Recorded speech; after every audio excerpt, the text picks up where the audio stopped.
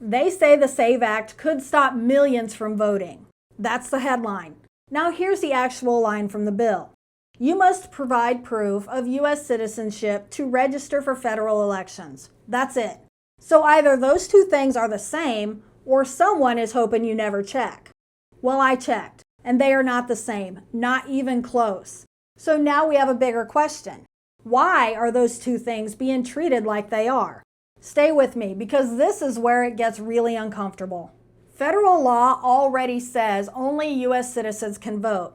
Already. That is not new. The SAVE Act doesn't change that. It enforces it, and that's the difference.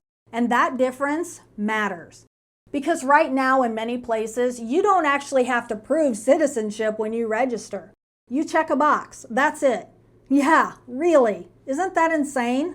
So the SAVE Act says, maybe we should verify that. Why is that controversial? Seriously, think about it for a minute. Now listen to how this is being framed. This will disenfranchise voters. This could block millions. This will hurt women. That's the emotional hook, especially married women, because of last name changes. Now just stop. We already deal with this exact situation, everywhere, every day. Passports, driver's licenses, social security cards, your name changes and you verify it. That's what a marriage license is for. That's not new. So why is voting suddenly impossible? Well, nobody answers that, and that's not an accident. Let me ask you something. When was the last time you did anything important without showing ID? Flying? Nope. Open a bank account? Nope. Buying alcohol? Definitely no. Picking up medication? Nope. Some schools require identification to pick up your own child, but voting? That's where we say verification is just too much.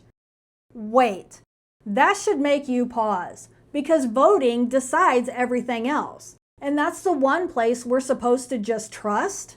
No verification, just vibes? That makes zero sense to me, and it should to you too. Let's make this simple. Should non-citizens vote in federal elections? Yes or no? There is no middle ground, no gray areas, and legally the answer is no. And here's the next question. So how do you enforce that without proof? Well, you can't. You're relying on honesty. And yeah, most people are honest, but elections don't run on most. They run on rules, or at least they should. So what's the alternative? Just hope? That's not a system. So here's where things split. Some outlets frame this as basic election security. Common sense, right? But others frame it as voter suppression, barriers, obstacles, same bill, two completely different realities.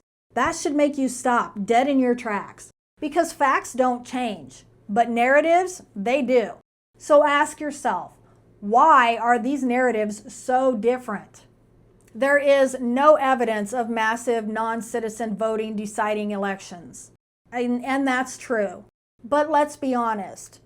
That's not really the argument. The argument is trust. Because once people stop trusting elections, everything breaks. Not slowly either. It's fast. And right now, trust is already extremely shaky in this country. So instead of arguing about hypotheticals, why not remove all doubt? Verification does that. Not perfectly, but it's better than nothing. Fear spreads faster than facts. It always has, it always will. If you tell people something is being taken away, they react immediately. They don't read, they definitely don't verify, they just react. And that reaction becomes the story. Now here's the problem. If the story doesn't match the bill, then what are people reacting to? That's the question nobody wants to answer. This is not just about a bill. This is about control of the narrative. Because if you define the bill as protecting elections, then people support it. If you define it as taking away voting rights, people oppose it. Same bill, different framing, that's power. And once you see that, you can't unsee it. Look, I'm not sitting in Washington. I'm not writing policy. I'm just a mom here in Midwest Missouri.